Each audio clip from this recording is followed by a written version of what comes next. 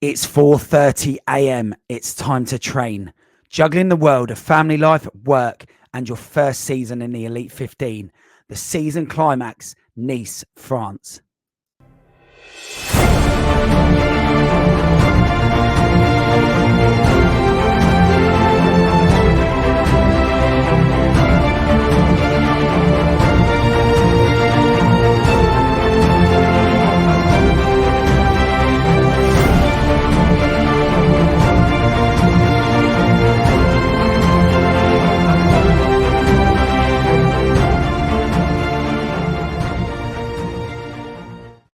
Hello and welcome to On the Rocks podcast with me, Coach Marshy. Hope everyone is well and absolutely buzzing like I am following the World Championships last week in Nice. So on that note, let's welcome today's guest into the show. Hello and welcome, Kate Davey. How are you? Hi, I'm very well, thank you. How are you? Yeah, very good. Quick question on recovery. How are you doing? Yeah, really good.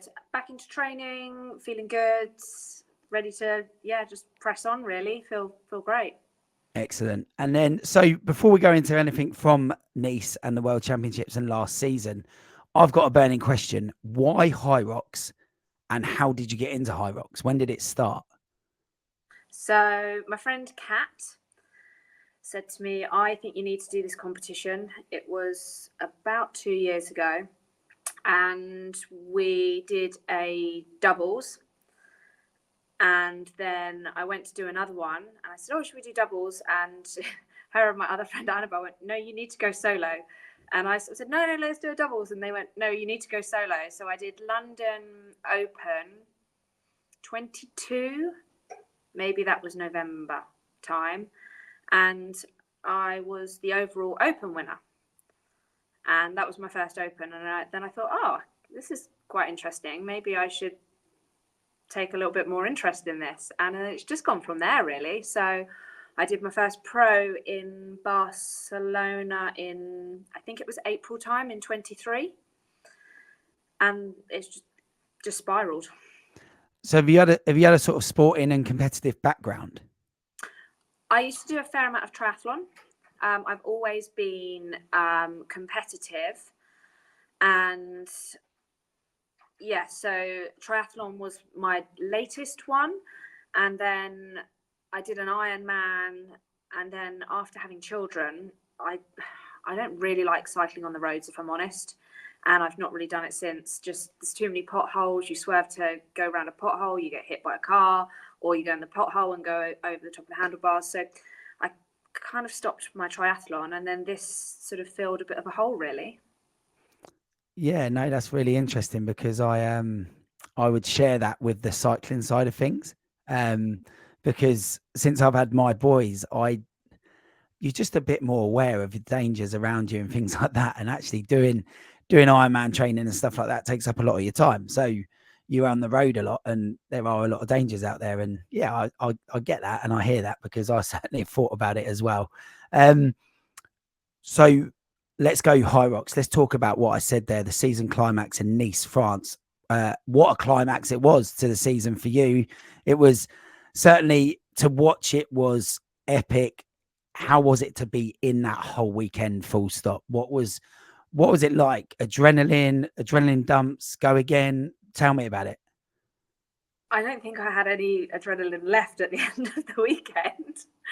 I had very little sleep because I had so much adrenaline. The whole experience was fairly surreal, to not only to achieve what I achieved on the Friday night, which I was so proud of, to then do the double on Saturday with Zara and then with the England relay squad.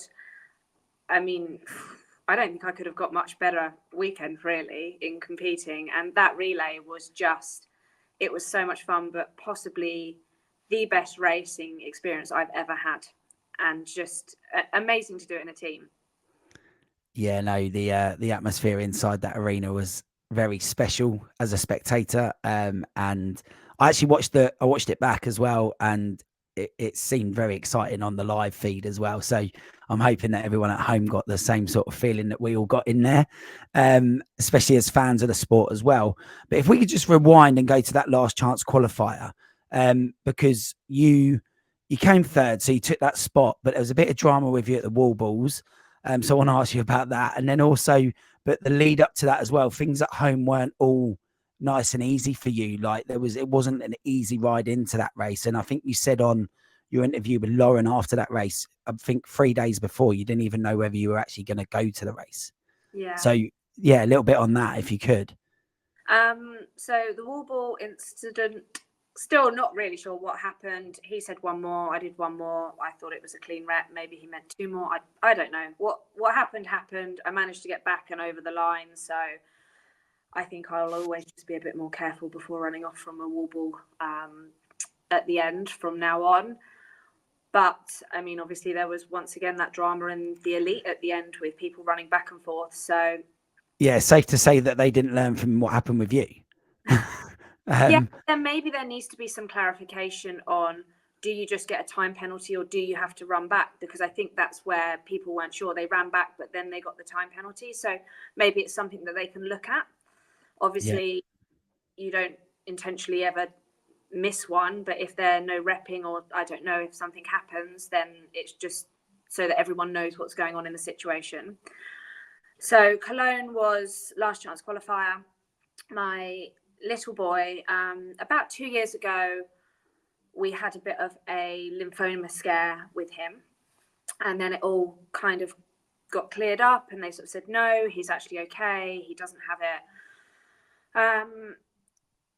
And it was about January this year that my husband and I, we just sort of said, it's just something was nagging us, something wasn't right. So we went back to the doctors. They obviously checked, the tissue felt different, and they said, look, we need to refer you again. So he then ended up, long story short, he's had some of his lymph glands removed, and they wanted to test them all, and he was cleared of cancer.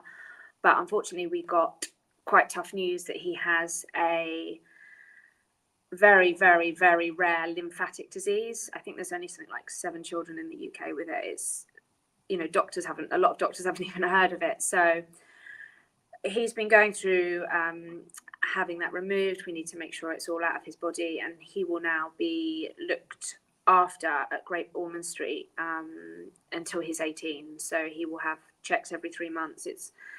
It's been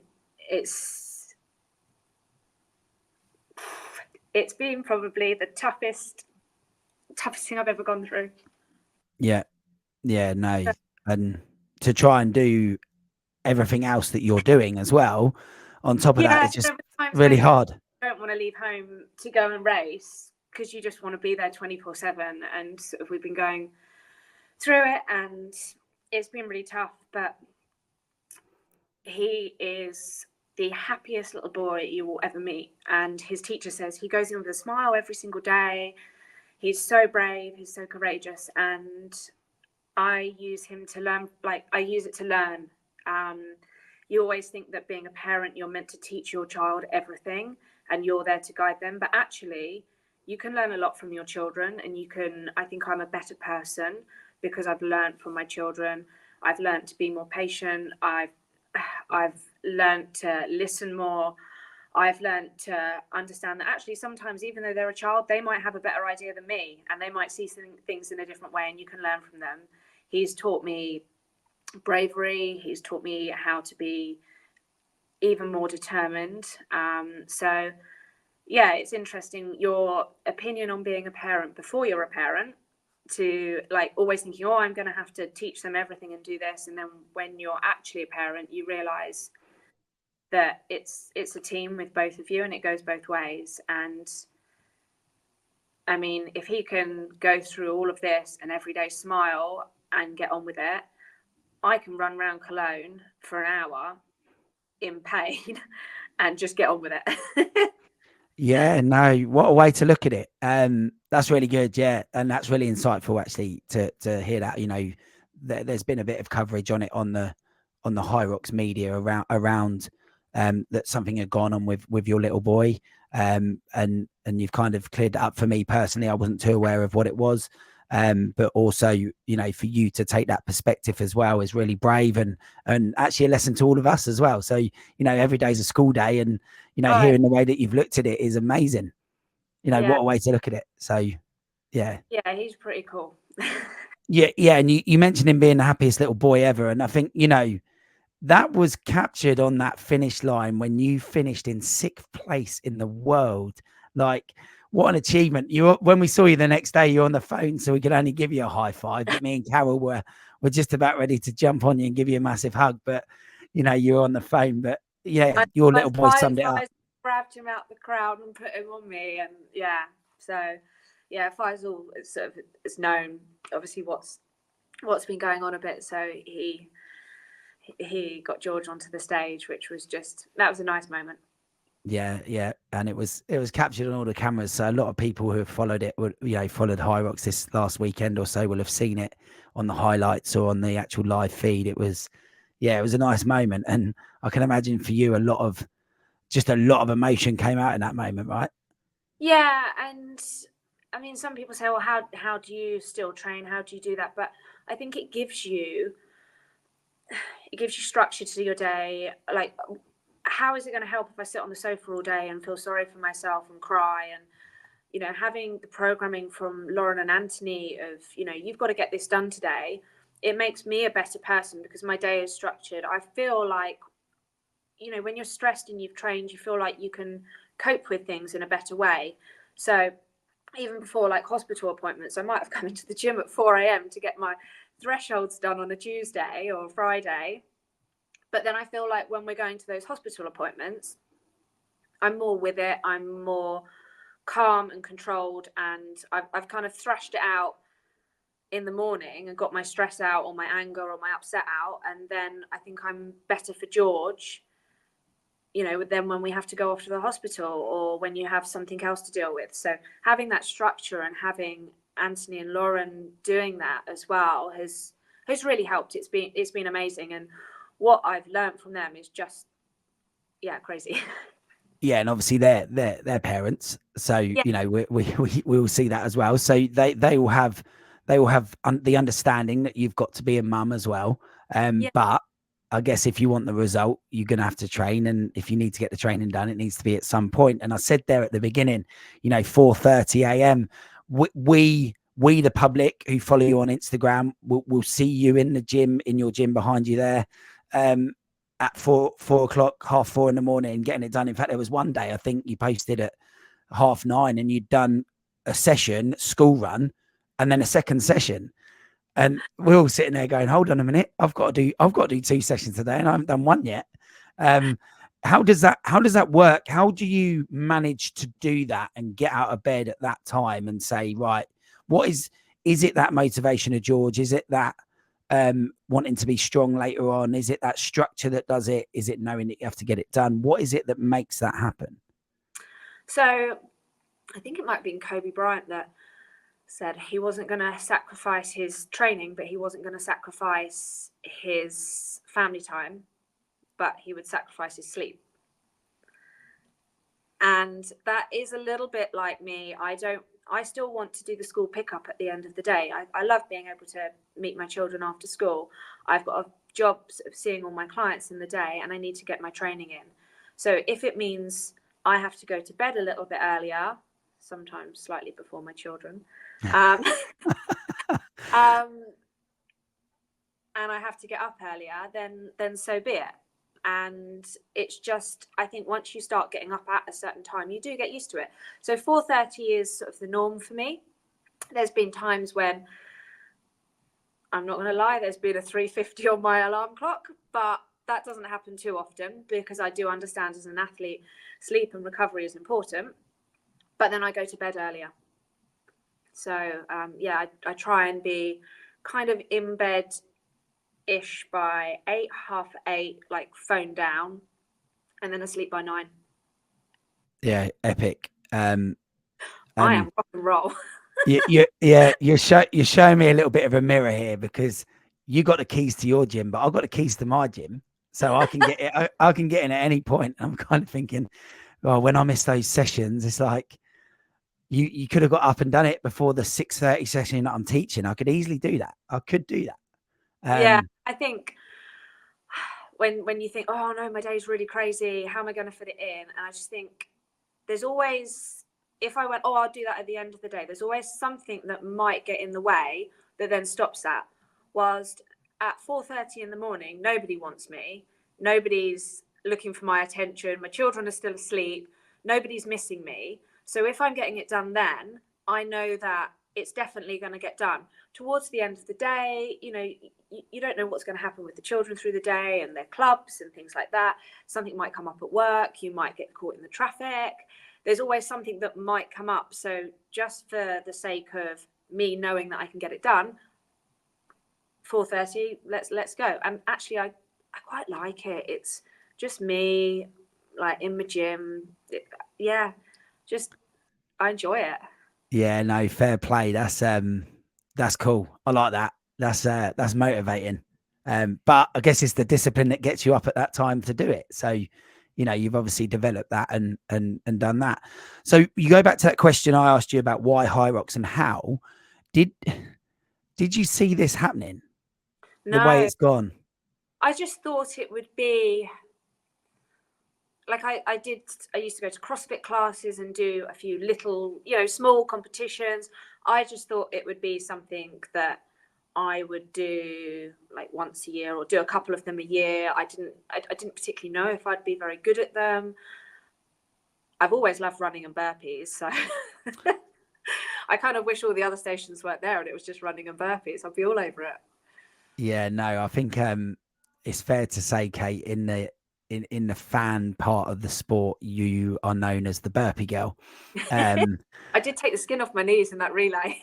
You backed it up though. You backed everything up that everyone says that you like burpees on both the solo and the relay and the Elite 15 race on Friday night. Where we stood on the balcony where like near the warm up area, so Yeah, we had quite a long view of the stations, I guess, on the Elite 15 race. But I was like zooming, we were zooming in on my camera, going, Kate's out in second. I can't believe it. Like on the burpee, she's out. And I was like, what's going on? Where's everyone else? I didn't know though. Did you not? So I didn't realise I'd come out in second. I was just sort of in my own little lane, didn't really know where anyone else had gone. I'd heard that Meg had gone because they'd sort of said Meg is out, and that's sort of all you'd heard because then no one else had obviously gone out. And I ran out, and I don't know why. I thought I was in fourth, fifth, maybe. So went out on the run. Nobody, I didn't pass anybody, but nobody passed me. So I'm still in second. I run into the row and I see just Meg, and I think, oh my goodness, have I missed the lap? Because I haven't passed anyone on the track. And I know I haven't passed anyone. So then I'm thinking, so you see, as I run in, I check my watch, which I just have like, when I go out on my run, I press lap and it's like a stopwatch, right? So when you're going round, I always count my laps. But if you ever think, oh, which lap am I on? If I look down and it says 2:30, I know I've got to go round again. If it says, you know, it's coming up to 3:30, you think, okay, I'm coming in on this lap, just as a little bit of a backup in case you lose where you are in the race. Yeah. And I looked down at my watch and my watch was correct. But then I was thinking, but I wasn't in second. And so I think I messed my row up because firstly, I think maybe slightly imposter syndrome, sitting next to Meg Jacoby second in an elite race on a rower. I've not been there before. I'm sitting there thinking, oh, should I really be here? You question yourself. And I spoke to Anthony afterwards and, you know, it's something now I need to work on. Yeah, you do belong there. And yeah, let's go. Second reason, I was waiting for someone to tap me on the shoulder and say that I was DQ'd, because if we missed a lap on the elite race, we got instant DQ. So I was then waiting for someone to come and tap me on the shoulder and say I was DQ'd, because I was thinking, well, I'm not in second. I'm trying to concentrate on rowing. My head is just all over the place. So it was quite an intense 4 minutes on that rower, really. Yeah, no, to watch it was so we were just all, everyone's just excited, and there was a lot of English and British people around us. So there was a lot of excitement from where we were that you'd come in second, and we are like, oh wow, she's there. And then, we arranged to do this, and I was like, I'm gonna ask her about it. Did it affect the rest of the race to start with? When you So went out from the rower, were you thinking on the run? Were you still worrying, or did you just think, right, now I'll no, get so on with it? I sort of thought, right, let's go. But I'm not gonna lie, when Lauren had obviously had a tough time on the sleds, and I was in front of her at this point. I did question and go, oh, should I be in front of Lauren Weeks? Things like that come into your head because I'm not used to it. I've only ever in an elite race got up to sixth at one point and then dropped back down and finished ninth. I've never sat in second, and then I think I spent nearly a quarter of the race in the top three, top four. So even until the back end of the lunges, I was still sitting in that position, which now has given me, okay, you weren't just there for a minute, Kate. You held it. You could have, now I need to work on holding it for a little bit longer. But So when you say you've talked to Lauren and Anthony about it, is it like in that moment, perhaps daring to dream a little bit and daring to go for it in that I position, if think you're in that position believe, again? so before the race, I had said to Anthony, we were discussing, and I said top 10, and he said, I think you need to, why don't we say top half? And I was thinking, oh gosh, okay, right. And he said, and by that I mean 7 and up. I was thinking like 8 and up. So, and then I said, no, okay, let's go for it. And I said, I agree with the goal, let's go for it. But there was still a big part of me that thought the lineup is even tougher than I've ever been in, and I've only ever achieved a 9th before. Okay, can I do this? Obviously, I got 6th, which you told me that 3 weeks ago, I would have snapped your hand off. Interestingly enough, now I look back and I go, well, actually, I came into the wall balls very similar time to Lauren. If my wall balls had been cleaner, and I know they can be, she managed to get second. And I'm not saying I could have got second, but maybe I could have got 5th. Maybe I could have got a 4th, because then there was all that issue that went on. I think I was still probably, I think that back half of the race, not distracted by where I was, but it was very new to me. And I think next time I'll probably cope a little bit better with that, or feel more like I belong there. Yeah. But every day's a school day, right? Yeah, no, absolutely. And the fact that you've got that experience now is great, because from a public point of view, and don't feel under any pressure here to say, but we don't know anything about next year's format. We're just assuming it is the same. But we'll see what Hyrox come up with. None of us know. Well, unless and some of the other athletes know, but I certainly don't know. And I'm obviously waiting to book races or know. But it's hard because then technically I don't even get an invite if they're doing it on time. I don't get an invite to the first major. Yeah. So It seems crazy when you've had the performance of your life so far, right? yeah, and different tracks are, some are faster, some are slower, if I'm honest. And I think there needs to be some kind of regulation where maybe you can only qualify on certain tracks, like how they did for the World Champs with the last chance qualifier, whether there are just a few races that are qualifiers for the majors, so that you are head to head on a track with people who want to go to the majors. Time is irrelevant. You're just racing. Yeah, you're just going for the position that you finish in. Yeah. No, So, I agree with that. I think that it does need looking at. And the thing that my experience of Hyrox being an affiliate and taking part as an athlete, and then being a fan of you guys as well, is that I think Hyrox try and learn quickly, and I think they try and make changes where they can. So I'm kind of hoping for good things next season as well from them. But we'll wait and see what they decide to come up with, hopefully. yeah, and when you're on grid, it's tougher to get quicker times. I mean, when Meg and Lauren are breaking an hour on a grid, that's not like breaking an hour on a normal track. That is so impressive, because if you think about, so we were half on grid, half not on grid, but if you think about it, when you run in to do your burpees and you're just in a normal track, the line is here, you start your burpees, and that's your time to do your burpees. You go round, you do your burpees, you run out. Well, we have to cross the line, run down the grid before we start our burpees. We go back and forth across the grid, and then we have to run back out the grid. Yeah. And it's the same with the lunges. You don't just pick the sandbag up and go. You run into the grid. You then go back and forth along it. You then put the sandbag down. You then have to run back along the grid, back out the grid. So you have all those little bit extras. So that's where, when you're racing on grid, you are racing. It's not really necessarily time. People might have different strategies. And that's what I've had to learn as well. When you're doing just a pro race or something, yes, you are racing, but it's more against the clock. Yes. Whilst when you're there and there's only 15 of you and someone goes out, like people have different tactics and it's whether you go with them or not. And it is racing. It's slightly different and the pressure is more, but the times aren't necessarily the times that you would get if you then raced the track the next day. And that's what I've learned. I was really naive to that. I think I thought I could jump straight in and be kind of rolling with a few of the top girls. And then when I raced my first grid in Chicago, I was like, oh, this is really difficult. Yeah.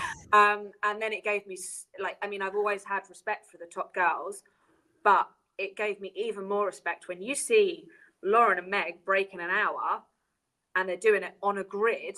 It just blows my mind. It's phenomenal, and serious respect to that, because part of me wishes sometimes they would race on a normal track more, because I think they would. I think there might be like a 56 or a 57 in them. Yeah, no, and obviously the way that those two in particular approached it last season, the season that we just finished, they obviously just did the majors, didn't they? Really, so we didn't actually get to see them that often in the other tracks, if that makes sense, and that we didn't really see, like, if Meg went back to Anaheim, what would she do there on the normal layout? Like, ridiculous. But yeah, no, interesting. And your point there, where you at the moment, if it stays the same, you're gonna have to work to get back into a major. Almost, from a kind of media fans point of view, seems unfair to me, but we'll see what happens. See what maybe top 5 in the world. I was like, no, top six. So yeah, I mean, the fact that the fact that you've gone and done that, though, what a result that was. And you go to bed at some point on Friday night, I'm sure, once the adrenaline wears off, but then you've got 2 other races, and let's be honest, what you and Zara did as well was epic in its own right. By itself, if you'd have just been there and that had been your sole purpose, to be there to do the women's doubles, and then to go and do it, what was it, 57, 59, was it, something like that? Yeah. I mean, what a performance that was. We only just made it in time to really see the last couple of stations of that. We weren't in the venue yet, but I mean, you guys were flying, it looked like, to be honest. How was that race? Girls behind us were good. Someone said, I think they were Olympic runners at some stage. Oh, really? And in the runs, I was thinking, we can't shake them off at the moment. And it wasn't until we got to the row we opened up a bit more of a gap. I think then the station started to hit them just a little bit more. But in the runs, they were just coming back at us every time. So when someone told me afterwards that they were Olympic runners, I could quite believe that. Yes, I think they were like 1,500 or something. So yeah, that was punchy. But I like a race. You know, you don't want to be out there by yourself, do you? Just running free to the end. That's not fun, I don't suppose. I like the challenge, so it was a good race. And were you guys feeling tired at this point when you got on that start line? Did the legs feel heavy? Did you feel like you couldn't go again? I wasn't too bad, and actually, when I got going, I felt really good. It was then when I went to warm up for the relay, I was on the balcony. I think I'd just seen you guys, or it was just after that, and I went to run around the balcony, and I was like thinking, oh, I don't know if my hips are working. And yeah, I wasn't sure how that was going to go, but the adrenaline went as soon as that starts, and then you see the boys all fly off and the adrenaline kicks in. I think you just forget about it. And weirdly enough, I only had a 1 station gap. So I burpeed, then Sandy went out on the row, then I was going on the farmers, and I was laid down, collapsed after the burpees. And it might have been Jake said, you're going again. So I had to go back into the pen. I think that was probably better than giving me 15, 20 minutes for me to seize up again. I think just getting it done. Yeah, get it. 6 minutes or so and just send me back out was actually better for me. So Yeah, because your burpees on the relay was just wow. Like, someone was there with you, weren't they, at the beginning of them? Austria. Yeah, Austria were there. So yeah, and then very quickly in that first length of this kind of free length bit that they had set up, you were off, and you were in and out of there like no tomorrow. And actually, when you look at it at the end there, obviously Zara had to go unbroken, and what was it, 23 seconds or something, 20 seconds that Meg finished behind, and every burpee you'd have put in, every stroke or the row of the ski erg, each of you as a team, everything led to that moment to give Zara that opportunity to do that. And if you look at, did you see Meg's warble time? No, I didn't actually look at it. I'm pretty sure, and this is obviously running into the warbles. It's not just picking up a warball and going, it's running in, picking your warball up, doing your warbles, then running across the line. I think she was 3 minutes dead on. Yeah. Like, I mean, that is quick. So I know they obviously didn't win, but wow, that was, I looked at her time and thought, I'm so glad I wasn't Zara. Because we had the overview as well from the balcony. We were looking at it and we were like, you kind of watching them go down together, and then you realise Meg's kind of going that little bit quicker rep cycle, and you're like, how many are left? Because hopefully there's not enough left. From Meg's point of view, we wanted her to not have enough left to be able to get that rep cycle to do it, and it was just like, wow, she is flying. And then obviously Zara did it, and then all of you over the line. It was good. It was brilliant. It was great for all the English fans in the room and everyone there who was British to see that moment and have that glory. And did you feel like we were all like celebrating it together? Yeah, and so Sandy was saying to me when she first picked up the ball, we went, has she got this? I was like, yes, she has. and then we really knew, I think, when she got, and it wasn't that I didn't think she was going to drop it at all. And I thought that she was just going to go unbroken, but I didn't know how quickly she would go in comparison to Meg. I know Meg is fast on those. And then when Zara got to 75 or 70, like when she hit 50, I was like, yeah, she's going unbroken, no problem. When she got to 70, 75, I thought, no, she's got this in the bag. And then I think we sort of started to almost celebrate a little bit already because we could see that she was just going for it. But to keep her cool when Meg came in and started warballing like that, and to just keep her focus and just to get, then not start getting no reps and things like that. Fair play, because you can get flustered, you might drop the ball, you might start throwing it not quite correctly, you might not be hitting your depth. So to keep the pressure, the pressure must have been mad. Yeah, I will ask her about it at some point on here as well. Hopefully, I think once she's finished with her holidays and stuff, we'll have a chat hopefully as well. But so from your point of view, first season in the Elite 15, 2 gold medals and a 6th place in the solo elite women's race. Can you believe it? No, no, I can't. A really proud moment for you, I'm guessing, and something that perhaps 2 years ago you didn't even think was possible or even a dream. I don't know.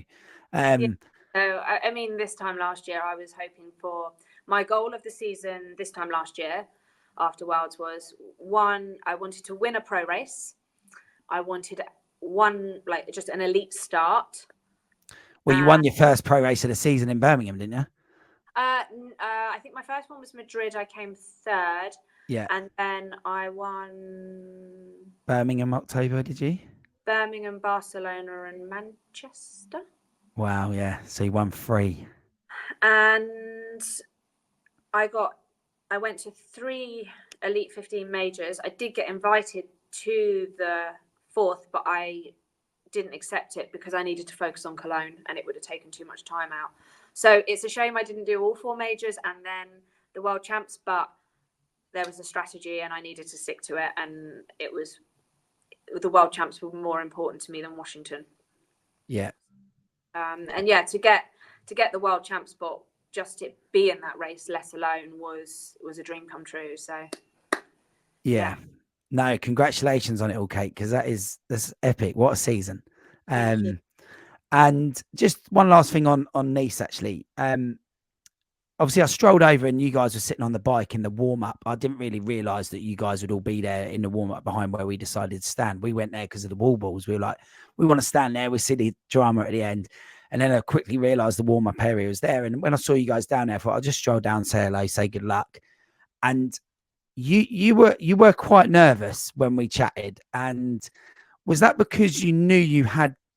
Did you feel like you had a good performance in you, and that made you nervous, or was it just the big stage of the world champs? I think what for the relay? No, for the elite. the elites 15, yeah, the solo. There's nowhere to hide. There's 15 of you out on the track. That it was rammed. Every seat was full. It's the biggest stage I've been on, and just as I said, there's nowhere to hide. And even though you've put the work in, I wanted to leave there, regardless of where I placed, proud of how I performed, and to show the work that I've put in. I wanted to feel proud of myself when I finished. And I think then we got delayed with our start and it was just making it worse and worse. So I was just getting more and more nervous, and my worst bit is 30 minutes before. Actually, when I start running and I'm in it, there's nothing to do but just race. I think I almost then just relax a little bit. Once the ski's done and I'm off the ski and I'm out on the run, it's fine. And especially that tunnel along the back I quite like because it went all quiet. Just gave me a little bit of whew. Just a bit of you guys just in the tunnel. And there was a moment on the commentary where they said, oh, Kate's reacting to the crowd or something. And there was a little gap as you came around the corner in the tunnel. There was a little gap down. And my dad and my mum were stood up there. And every time I ran past, apparently they said they could see through a tiny hole my ponytail going. So they knew I'd be about 10 seconds. They were looking through all these gaps. And they would shout down through this gap in the floor to me. And I heard them every single lap. And that's when I was smiling because I could hear my dad above my head. And it was making me laugh because he was shouting down through a hole. That's really cool. That's a nice story, though. That's really cool to hear because, And it was nice that they picked it up on the commentary. They went, oh, she's reacting to the crowd. She's smiling. And I knew when I saw that on the replay exactly what moment on the track was that. And I knew why I was smiling. So that was cool. No, that's really cool. That is really cool. Awesome. And then I think the media are looking for some sort of massive thing between you girls for there to be this massive rivalry and hatred and all this, but this togetherness that we see, and obviously we have met many of you now and sort of seen you at multiple races and chatted and kind of supported all the way through. And I think we always knew that you guys seemed very together, but I think the media's only just really caught up with that. Meg talks about it a lot about you guys all being together as you're almost like a sisterhood. It's and that I think, was it Lauren's post recently on Instagram? Did she do one afterwards about privilege to be on the track with these girls? And, as much as the media want this rivalry, it's just not there, is it? It really isn't. And when we're on the track, we're racing, but we're always happy for whoever does well. And Meg messaged me either that night or the following morning. She messaged me and she said, I was so happy when you sat on that rower next to me. And I messaged back and said, I don't know who was more shocked, you or me. And she said, I've watched you all season and you've really pushed. And she sent me a message to say seriously well done. And a few of the other girls messaged me the next day and said, I think you've improved the most out of us this season. What a result. There's really kind messages, which meant a lot to me. I think pretty much everyone in the Elite 15 congratulated me and said well done to me. And we all feel. And Lauren jumped on you at the end. Sorry to butt in, but Lauren jumped on you at the end, didn't she, as well? That was caught on camera. That was nice. That was a nice moment. So, and she said how proud she was of me, and so and Anthony as well. But there's definitely not this kind of bitchy rivalry that there's supposedly meant to be. And I think we all just support each other. And some days you have good days and some days you have bad days. And even for the person who's having a bad day, we try and rally around that one person, because that's tough to be out there and it's not your day. But, you know, we all have good days and we all have bad days, and we seem to be able to celebrate for the person that it is their day, but we also are there for the person when it's not their day as well. And I think that makes a big difference too. Yeah, So no, that's really nice. Yeah, that's great. It's great to hear. And actually, you do see it. It's very clear. And I think that's good in sport. I think, you know, when you're racing, but when you're not, the sportsmanship showed by everyone is brilliant. But actually, would you call them all friends? yeah, there's not one of them that I think, oh, like, I just think they're all lovely. I think they're all amazing as well, like just phenomenal athletes. And, you know, I was out with a few on Friday, we were just getting dinner. I like Vivian had me in, like, she is so funny. And like Lauren Griffiths, she's like, I love her sense of humor as well. And obviously I'm close with Zara. Yeah, they're all just really, really lovely. That's cool. That is great to hear. It's really good to hear. And then this part of the show, as we wrap up, we normally ask for 3 top tips, but let's try and put a different angle on it. There's a few of you that are mums in the Elite 15. So we are seeing at the very top level of this sport that mums can do this. So what would your tips be to the mums out there that perhaps want to get into Hyrox? You can make your fitness work around being a mum. So I got an out and about running buggy when my kids were little, and whilst they were napping in the buggy, I would do my run. So I didn't need childcare. I was getting exercise, they were getting their nap, and the dog was having a run all at the same time. You can train around your child. So I've always done that, and it's made my children really sporty. Even in lockdown, I'd be out in the garden. I would let them come and, you know, if they want to do squats, you see how Lauren does it with Lily, like just having them around. I think it's great. You don't have to have childcare to be able to train. And I think that's really, really important. And then they learn that they become like you, and go to bed when they do. And then you can get up really early and train like me. My partner Michelle will watch this, and she will love that tip, because she doesn't do that, and we don't do that very well as parents, to be honest. But yeah, I have to say that yeah. And actually, you know, we've got lots of members at the gym that do it, and I talk a lot to one of my friends here, Tatey, about things like training and when you do it. And his kids are grown up a bit, so he's got more into his training because his kids are grown up. But I think there is that valuable bit where when they're young, it's about role models, right? And you're being a great role model to your kids now, and it sounds like you have been for a long time. So yeah, no, I think that's brilliant, and they're great tips. And I think people should really, you know, I wish society would learn that more, but that's another conversation for personal trainers another time, I think. Brilliant. So one last question: aspirations for the next season? Rinse and repeat. God, if I can, yeah. I'll go for as long as my body lets me. Yeah, no, cool. Brilliant. Well, Kate, thanks very much for coming on, and your honesty and truth about, you know, what's going on in your world and everything that's happening. But, you know, congratulations from me again, and all of the Purple Army here at the gym. We absolutely love it. We love that the British girls have been in there fighting, and you represented us really well. And, you know, we love that we can have this sport to be fans of as well. It's entertaining. So yeah, brilliant. So everyone who's listening and watching, just want to say thanks for tuning into the show.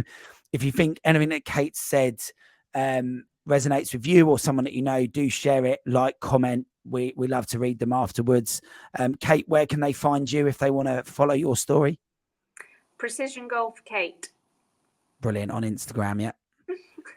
We'll throw that in the description. But for now, guys, we will say thanks again, Kate, and thanks for everyone who's listening. And we will see you again here to talk more on the rocks.